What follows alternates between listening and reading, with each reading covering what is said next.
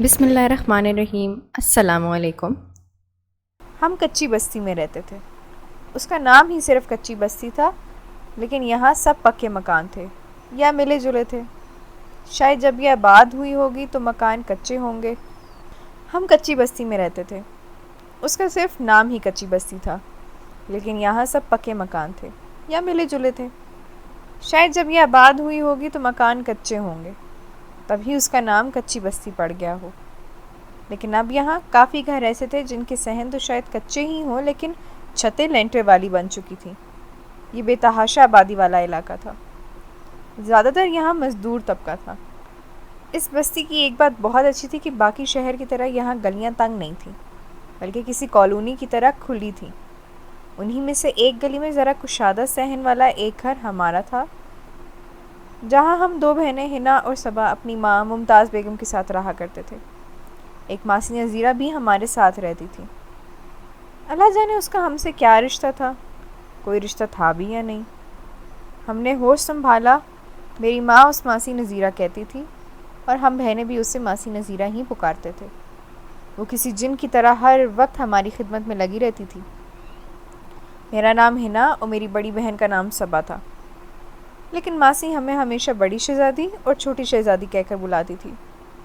ہمارے گھر میں غربت صاف نظر آتی تھی۔ ایک صوفہ تک نہ تھا۔ ہاں، 4 پائیاں تھیں اور 4 کرسیاں ضرور تھیں۔ بڑی چیزوں میں واشنگ مشین ہم نے قسطوں پر لی تھی، جبکہ پرانا سا فریج ماسی نذیرہ شاید کسی کباڑیے سے لائی تھی۔ لیکن یہ سب کچھ اچھا چل رہا تھا۔ امی اور ماسی مل کر کئی ایسے کام کرتے تھے جو ہماری روزی کا سبب بنے ہوئے تھے۔ سلائی کڑھائی کے کام کے علاوہ بازار سے مختلف کاموں کو آرڈر پر لے کر آنا اور واپس دکان تک دے کر آنا بھی ماسی کی ہی ذمہ داری تھی۔ لیکن ایک بات تھی، ہم کھاتے پیتے اچھا تھے۔ ہمارا گوشت بھی پکتا تھا اور فروٹ بھی آ جایا کرتا تھا، اور یوں آتا کہ کسی کو پتہ بھی نہ چلتا کہ کیسے آیا، کون لایا۔ کبھی کوئی اچانک بیمار ہو یا کوئی ایمرجنسی ضرورت آن پڑے تو ماں کو کبھی کسی سے قرض مانگتے نہیں دیکھا تھا۔ نہ ہی ہمارا محلے میں کسی کے ہاں اتنا زیادہ آنا جانا تھا۔ بس خوشی غمی پر ضرور شامل ہو جایا کرتے تھے۔ شروع میں تو ہم چھوٹے تھے، صبح جاگنے پر جب پھل فروٹ کی ٹوکری یا کوئی سامان پڑا دیکھ کر خوش ہو جاتے تھے، لیکن جب بچہ تھوڑا بڑا ہونے لگتا ہے تو ان میں تجسس بہت زیادہ آنے لگتا ہے۔ وہ کیا کیوں جیسے سوال کرنے لگتے ہیں۔ ہم بہنیں بھی اسی حساب سے اپنے ماحول میں سوال کیا کرتی تھیں۔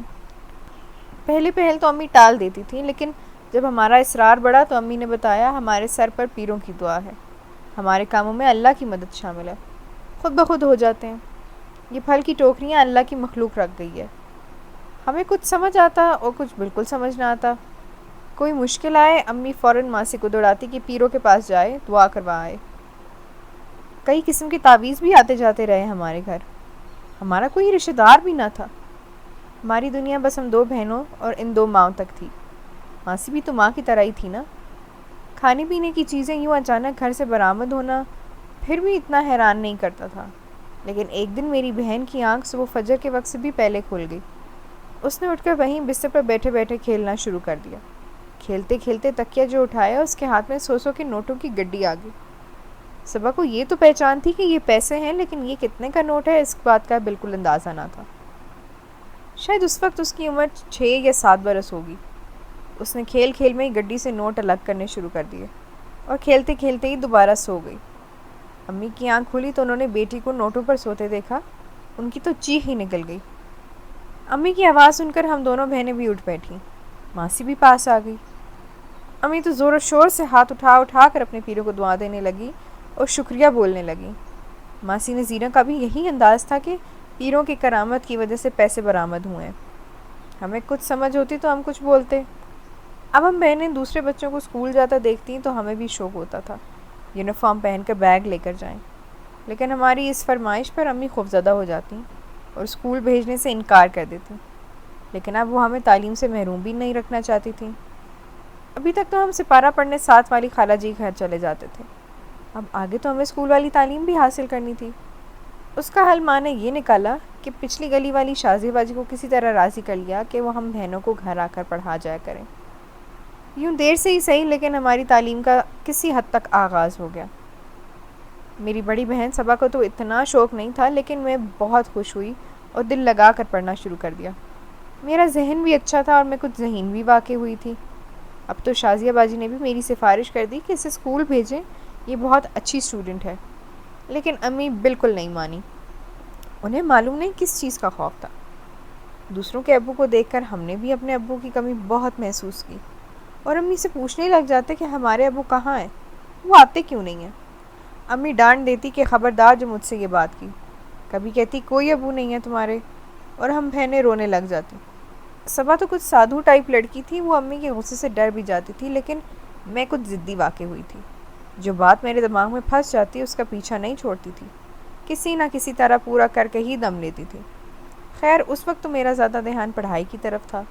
شازیہ باجی کی مدد سے ہم دونوں بہنوں نے 5 جماعتیں پاس کر لی تھیں۔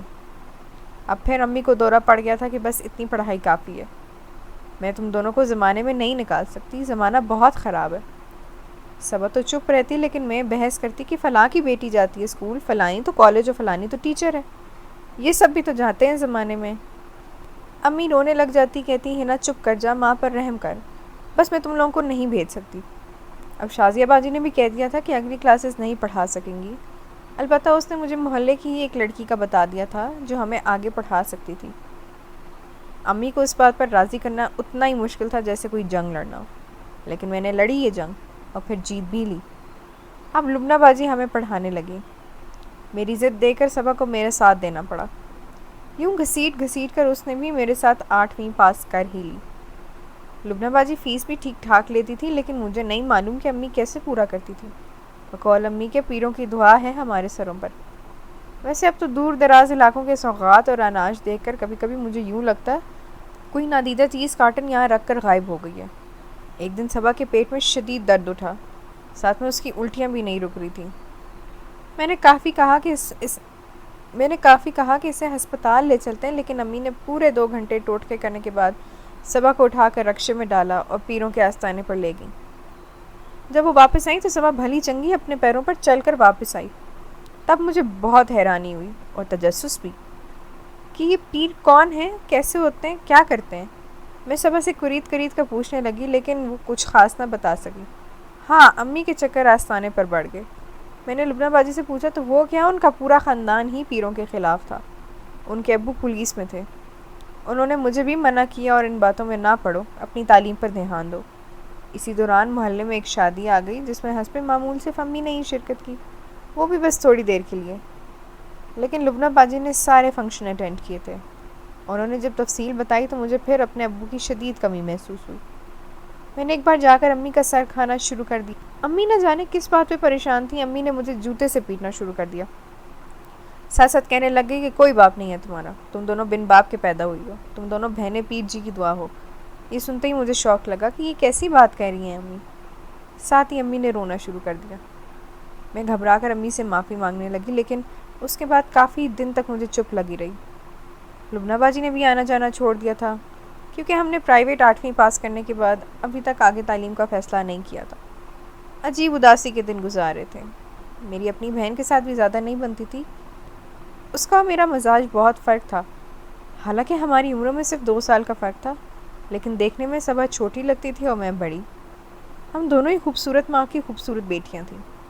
لبنہ باجی نے میرے لیے کچھ کتابیں مہیا کر دی تھیں تاکہ میں انہیں پڑھ کر فیصلہ کر سکوں کہ میں نے آگے کون سی فیلڈ کی تعلیم حاصل کرنی ہے، لیکن 3 ماہ سے میں نے کسی کتاب کو ہاتھ نہیں لگایا۔ بس گھر کے کام کاج میں تھوڑا بہت ماسی کا ہاتھ بٹا کر میں کبھی کسی کونے میں اور کبھی کسی کونے میں لیٹی پڑی رہتی۔ صبا کبھی تو میرے پاس آ جاتی اور کبھی امی کے ساتھ آرڈر کے کام کروانے لگتی۔ یوں ہی کرتے کرتے 6 ماہ گزر گئے۔ میں اپنے باپ کے بارے میں سوچتی، دیگر رشتہ داروں کا سوچتی، کیا ہمارا کوئی بھی نہیں ہے؟ عجیب دل خالی خالی سا تھا۔ وہ بھی ایک ایسا ہی عام دن تھا جب لبنہ باجی ہمارے گھر آئیں۔ انہوں نے میرا یہ حال دیکھا تو پریشان ہو کر پوچھا۔ میں نے جو ہمدردی کے 2 بول سنے تو ساری بات الف سے لے کر یہ تک سنا دی۔ وہ بھی بہت حیران ہوئی کہ دعا سے اولاد تو ہو سکتی ہے، لیکن بن باپ کی اولاد نہیں ہوتی۔ انہوں نے مجھے سمجھایا کہ ابھی تم اس معاملے میں زیادہ پریشان نہ ہو، ایک دن ہم مل کر تمہاری امی کے ساتھ بات کریں گے۔ میں اپنے والدین سے بھی مشورہ کروں گی، میرے ابو پولیس آفیسر ہیں، وہ ضرور کوئی کھوج لگا لیں گے۔ اس بات سے مجھے بڑی تسلی ہوئی۔ ذہن کچھ ہلکا ہوا تو میں نے لبنہ باجی کے مشورے سے آگے سائنس پڑھنے کا فیصلہ کیا، کیونکہ میں نے ڈاکٹر بننے کا فیصلہ کر لیا تھا۔ مجھے معلوم تھا امی کسی صورت اجازت نہیں دیں گی، لیکن لبنہ باجی اور ان کے ابو کی مدد سے مجھے یہ اجازت بھی مل گئی اور مجھے اسکول میں داخل کروا دیا گیا۔ وہاں بھی باپ کے نام کی ضرورت پڑی، لیکن وہاں سرپرست لکھوایا گیا۔ میں نے سب باتیں سر سے جھٹک کر نئے حوصلے سے تعلیم حاصل شروع کر دی۔ ایک بار پھر ہمارے گھر میں پیروں کی دعاؤں کا سلسلہ بڑھ گیا۔ میری تعلیم کے اخراجات پورے ہونے کے ساتھ ساتھ اب پیروں کی دعا سے خود بخود نیا فریج آ گیا تھا، کیونکہ پچھلا فریج بالکل ہی ناکارہ ہو گیا تھا۔ نیا فریج کوئی بالکل نیا نہ تھا، بلکہ سیکنڈ ہینڈ فریج تھا، لیکن بہرحال پرانے فریج سے تو نیا ہی تھا۔ انہی حالات میں سال گزر گیا تو ایک انہونی بات ہو گئی۔ امی کو کڑھائی کے آرڈر دینے والی عورت نے امی سے صبا کا رشتہ مانگ لیا۔ امی تو یوں اچھلی جیسے بچھو نے ڈنگ مارا ہو۔ مجھے بہت ہنسی آئی، لیکن اس عورت کے جانے کے بعد امی ماسی کے گلے لگ کر بہت روئیں، یہاں تک کہ ہر بار حوصلہ دینے والی ماسی بھی رو پڑیں۔ اس وقت تو امی اور ماسی نے بات ٹال دی، لیکن ظاہر ہے ایک دن تو یہ فیصلہ کرنا ہی ہوگا۔ میں بھی پریشان ہوگی کہ اللہ جانے اس میں کیا بھید ہے۔ تھوڑی دیر بعد امی نے اپنا ٹوپی والا برقع پہنا اور ماسی کو گھر رکنے کی تاکید کر کے روانہ ہو گئی۔ مجھے اندازہ تھا کہ وہ وہیں آستانے پر گئی ہیں جن کو وہ پیر کہتی ہیں۔ میں نے پیچھے سے ماسی کو کریدنے کی کوشش کی، کچھ جذباتی بلیک میل بھی کیا، لیکن ماسی نے زبان نہ کھولی، بلکہ مجھے سمجھانے لگی کہ ماں کو پریشان نہ کیا کرو۔ یہی سچ ہے کہ تم لوگ پیر کی دعا سے پیدا ہوئی ہو، لیکن اب یہ بات میں ہرگز نہ مان سکتی تھی۔ اس بات کو چند ہفتے بھی نہ گزرے تھے کہ رات کا آخری پہر ہوگا جب مجھے یوں لگا کہ ہمارے گھر سے کوئی کالی چادر میں باہر نکلا ہے۔ میں نے گھبرا کر چیخیں مارنا شروع کر دی۔ سب میرے ارد گرد اکٹھے ہو گئے تو میں نے بتایا کہ ایسے کوئی اتنا لمبا سا انسان کالی چادر اوڑھ کر باہر گیا ہے۔ ماسی نے فوراً باہر جا کر دیکھا، لیکن کچھ بھی نہ تھا۔ سب کہنے لگے میں نے خواب دیکھا ہوگا، لیکن مجھے یقین تھا کہ وہ میرا خواب نہیں تھا۔ دن چڑھتے ہی میں نے باہر کے دروازے کے آس پاس غور سے جائزہ لیا تو مجھے دروازے کے عین باہر ایک لائٹر ملا۔ میں جوش میں اٹھا کر ماں کے پاس لے آئی، لیکن امی نے کہا کہ یہ باہر سے ملا ہے تو اس سے یہ کیسے ثابت ہوا کہ کوئی ہمارے گھر آیا اور پھر گیا۔ میں چپ ہو گئی اور اپنا ہی دوپٹہ اپنے اوپر لپیٹ کر سو گئی۔ اماں اور ماسی سمجھیں کہ میں سو گئی ہوں۔ وہ باتیں کرنے لگیں کہ یہ اچھا نہیں ہوا، اب پھر ہے نا باپ کا پوچھے گی، اب ہم اسے کچھ نہیں بتا سکتے۔ یہ سنتے ہی میں اٹھ بیٹھی اور غصے سے بولی، سب سن لیا ہے میں نے، مجھے سچ سچ بتاؤ کون ہے ہمارا باپ، ہم سے کیا چھپایا جا رہا ہے؟ امی نے پھر وہی دعا سے بن باپ کے پیدا ہونے کی بات کی تو میں چیخ ہی پڑی کہ فضول بات، کوئی اور تو سن سکتا ہے، میں نہیں۔ میں سائنس پڑھتی ہوں، مجھے سب معلوم ہے، آپ مجھے اس بات سے بے وقوف نہیں بنا سکتے۔ مجھے حقیقت بتائیں، نہیں تو پھر کیا میں یہ سمجھوں کہ ہم کسی گناہ کی پیداوار ہیں جو آپ نے آج تک ہم پر ہر طرح پابندی لگائی رکھی ہے؟ امی نے دکھ سے میری طرف دیکھا اور کہنے لگیں، اچھا تم کو دعا کا یقین نہیں ہے؟ ٹھیک ہے، میں آج تمہاری بہن کو لے کر جاتی ہوں، تم چند دن بعد اس کا اثر دیکھ لینا۔ میں نے کہا دیکھ لیں گے۔ پھر ایسا ہی ہوا کہ امی صبا کو پیر کے آستانے پر لے گئیں۔ اس واقعے کو ایک ماہ ہی ہوا تھا کہ صبا کی حالت عجیب سی ہو گئی، رنگت پیلی سی ہونے لگی، اسے الٹیاں بھی آنے لگیں اور اس کی ماہواری بھی نہ آئی۔ حاملہ ہونے کی نشانیاں اس میں ظاہر ہونے لگی تو میں سر پکڑ کے بیٹھ گئی۔ میں نے ضد پکڑ لی کہ میں خود جا کر وہ پیر اور اس کا آستانہ دیکھوں گی۔ خیر امی مجھے وہاں لے گئیں۔ وہ کافی بڑی سی ڈیرا ٹائپ جگہ تھی، جیسے میدان کے بیچ کمرے بنے ہوں۔ آگے بھی کھلا سا بڑا صحن تھا اور پیچھے بھی۔ پچھلی طرف مال مویشی بھی بندھے تھے۔ سامنے کی طرف صحن میں 2 لینڈ کروزر گاڑیاں کھڑی تھیں۔ باہر کی چار دیواری کے ساتھ رنگ برنگے جھنڈے لگائے ہوئے تھے۔ امّو مجھے لے کر اس طرف آ گئیں جہاں سے عورتوں والی سائڈ تھی، دوسری طرف مردوں کا کمرہ تھا۔ ہم بھی عورتوں والے اس بڑے سے کمرے میں جا کر بیٹھ گئے۔ وہاں قالین بچھا ہوا تھا، کمرے میں کوئی فرنیچر نہ تھا، ہلکی ہلکی اگربتیوں کی مہک تھی، دیواروں پر بڑی بڑی خطاطی والی پینٹنگز لگی تھیں۔ اچھا خاصا ماحول بنایا ہوا تھا جس کا اثر اعصاب پر ہو رہا تھا۔ اس کمرے میں 3 طرفوں سے دروازہ تھا، اللہ جانے ان کے پیچھے کیا تھا۔ وہاں پہلے سے کافی عورتیں بیٹھی تھیں۔ انہوں نے ہم سے بات کرنے کی کوشش کی، لیکن امی نے کسی بات کا ہوں ہاں نہ کے علاوہ کوئی جواب نہ دیا۔ اسی دوران 2 عورتیں اندر جا چکی تھیں، وہ باہر نہیں آئیں، وہیں سے شاید کسی اور راستے سے باہر چلی گئی تھیں۔ امی کہنے لگیں اس طرح تو کافی دیر لگ جائے گی، تم بیٹھو میں دیکھ کر آتی ہوں کہ پہلے ہم سے یہ کہہ کر امی اندر چلی گئیں۔ جب کافی دیر ہو گئی تو میں نے بھی امی کو دیکھنے کے لیے اٹھی اور اسی دروازے سے گزر گئی جہاں امی گئی تھیں۔ اس دروازے کے بعد ایک اور کمرہ تھا، وہ بھی تقریباً ایسا ہی تھا جس میں عورتیں بیٹھی تھیں۔ اب میں وہاں کھڑی سوچ رہی تھی کہ کس طرف جاؤں۔ آخر میں اللہ کا نام لے کر دائیں طرف مڑ گئی۔ یہ کیا؟ اس دروازے سے نکلتے ہی ایک گیلری ٹائپ راستہ تھا۔ اس کو پار کر کے میں سامنے والے کمرے میں داخل ہو گئی۔ اس کمرے میں موٹے موٹے پردے ڈال کر اسے 2 حصوں میں تقسیم کیا گیا تھا۔ مجھے محسوس ہوا کہ پردے کی دوسری طرف کوئی ہے۔ میں نے آہستہ آہستہ پردہ سرکا کر دیکھا تو میرے رونگٹے کھڑے ہو گئے۔ مجھے لگا چھت میرے سر پر آ گری ہے اور میرے پیروں کے نیچے زمین نہیں ہے۔ میری چیخ نکلنے لگی تھی۔ میں نے سختی سے اپنے ہاتھوں سے منہ کو دبا لیا اور پوری کوشش سے بغیر آواز کے وہاں سے نکل آئی۔ جلدی سے واپس پہلے کمرے تک آئی اور گہرے گہرے سانس لے کر حواس بحال کیے۔ کولر سے پانی پیا۔ اسی دوران میں فیصلہ کر چکی تھی کہ ہنا فوراً یہاں سے نکلو۔ میں نارمل رہنے کی کوشش کرتے ہوئے ڈیرے سے باہر نکل آئی، رکشہ پکڑا اور اپنے گھر جانے کے بجائے سیدھا لبنہ باجی کے گھر پہنچی۔ وہ مجھے دیکھ کر بہت حیران ہوئی اور میری حالت دیکھ کر پریشان زیادہ ہوں۔ میں ان کو ساری بات بتائی کہ کیسے صبح حاملہ ہوئی ہے اور میں امی کے ساتھ کیسے وہاں ڈیرے پر پہنچی، اور مجھ پر قیامت بیت گئی کہ پردے کے پیچھے میں ایک عورت اور مرد کو والہانہ انداز میں گلے لگے دیکھا۔ پھر مرد نے بوسہ بھی لیا۔ وہ عورت میری اپنی ماں ممتاز بیگم تھی۔ اس سے آگے میں کچھ نہ دیکھ سکتی تھی۔ لبنہ باجی بھی ہکا بکا رہ گئی۔ انہوں نے فوراً اپنے والد کو تمام حالات بتائے۔ وہ کہنے لگی ہم پہلے ہی اس ڈیرے پر نظر رکھے ہوئے تھے اور آج کل میں اس پر ریڈ کرنے والے تھے۔ اب یہ بات سن کر میں ضروری سمجھتا ہوں کہ پولیس بھی ابھی روانہ ہو جائے۔ جو سادہ کپڑوں میں میرے لوگ وہاں موجود ہیں ان سے رابطہ کرتا ہوں تاکہ وہ پیر فرار نہ ہو جائے۔ یہ کہہ کر لبنہ باجی کے والد صاحب انسپکٹر حیات محمد نے انتظامات کیے اور ڈیرے پر ریڈ کر کے تمام افراد کو گرفتار کر لیا۔ اس بات کا خاص خیال رکھا گیا کہ عورتوں کو الگ محفوظ رکھا جائے تاکہ پریس یا کوئی ان تک نہ پہنچ سکے۔ انہی عورتوں میں میری ماں بھی تھی۔ جب انسپکٹر حیات محمد نے ان سے بات کی تو انہوں نے کہا کہ میری بیٹی اور ماسی نذیرہ کو یہاں بلایا جائے اور ڈیرے سے پکڑ گئے لوگوں میں سے فرید خان کو بھی لایا جائے۔ میں سب کہانی بتاتی ہوں۔ جب ہم گئے تو میں لبنہ باجی کو بھی ساتھ لے گئی کہ وہی میرا حوصلہ تھی۔ امی نے ماسی نذیرہ کو کہا کہ تم ساری کہانی سناؤ۔ وہ بتانے لگی کہ ممتاز بیگم کا شوہر ایک دور دراز علاقے کے قبیلے سے تعلق رکھتا تھا، لیکن یہ دونوں ادھر شہر میں پڑھتے تھے۔ وہ غلطی سے ایسے جرم اور قتل کا عینی شاہد بن گیا کہ مجرم اسے اپنے ساتھ لے گئے۔ میں اور ممتاز چھوٹی چھوٹی 2 بچیوں کے ساتھ اپنی جان بچانے کے لیے مختلف علاقوں میں چھپتی رہیں۔ 6 سال در بدر پھرنے کے بعد اس جگہ کچھ سکون سے رہی۔ روپے پیسے کی ہمارے پاس کمی نہ تھی، لیکن ہم غربت کا بھیس بدلنے پر مجبور تھے۔ اسی وجہ سے بچیوں کو نہ اسکول اور نہ محلے میں باہر جانے کی اجازت تھی۔ 8 سال تک تو ہمیں یہ بھی نہیں پتہ تھا کہ ان بچیوں کا باپ زندہ بھی ہے یا نہیں۔ سو ممتاز بیگم نے بچیوں کو کہا کہ تم بن باپ کی اولاد ہو۔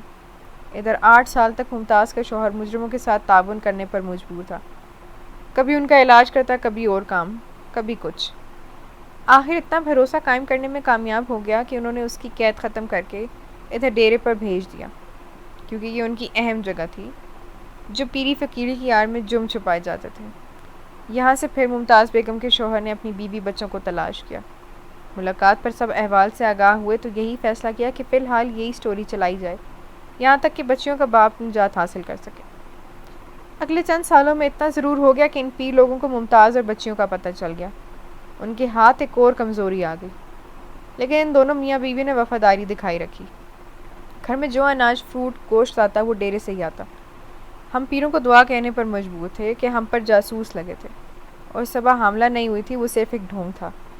پھر میری ماں نے بات مکمل کی، یہ نہ بیٹی جس کے ساتھ تم اپنی ماں کو دیکھا ہے وہ کوئی غیر نہیں بلکہ تمہارا اپنا باپ ہے۔ یہ سامنے کھڑا ہے فرید خان۔ اس دن گھر میں کالی چادر والا بھی یہی تھا۔ ہنا اور صبا تڑپ کر باپ کے گلے جا لگے۔ ہر کسی کی آنکھوں میں آنسو تھے۔ لبنہ شدید حیرت سے یہ سب دیکھ رہی تھی۔ اب ممتاز بیگم اور فرید خان دونوں اپنی بیٹیوں سے لپٹے ہوئے تھے۔ باپ بیٹیوں کو چوم رہا تھا اور بیٹیاں باپ کو۔ بیٹیاں پوچھنے لگی بابا اب تو آپ ہمیں چھوڑ کر نہیں جائیں گے؟ فرید خان نے جواب دینے کے بجائے انسپکٹر حیات محمد کی طرف دیکھا تو انسپکٹر صاحب نے ہنا اور صبا کے سر پر ہاتھ رکھ کر کہا، میری بچیوں بس تھوڑے دن انتظار مزید کر لو، میں وعدہ کرتا ہوں تب سب فیملی بہت جلد ساتھ ہوگے۔ اصل مجرم گرفتار ہو چکے ہیں، لیکن ظاہر ہے قانونی کارروائی تو پوری کرنی پڑے گی۔ ہنا نے اپنی لبنہ باجی کا بھی تعارف اپنے باپ سے کروایا تو لبنہ کہنے لگی اب مجھے سمجھ آئی کہ ہنا کو رجحان میڈیکل کی طرف کیوں ہے۔ انکل یہ بہت ذہین لڑکی ہے، آپ مل کر ہسپتال ضرور بنانا۔ سب نے کہا انشاءاللہ، اور پھر انسپکٹر حیات محمد نے اپنا وعدہ پورا کیا۔ فرید خان کو مکمل طور پر بری کروا کر گھر لے کر آئے۔ اس دن ہنا، صبا اور ممتاز بیگم کے لیے گویا عید کا دن تھا۔ سب نے اللہ کا شکر ادا کیا۔ اگر آپ کو ہماری آج کی کہانی پسند آئی ہے تو اس ویڈیو کو لائک کریں اور زیادہ سے زیادہ شیئر کیجیے۔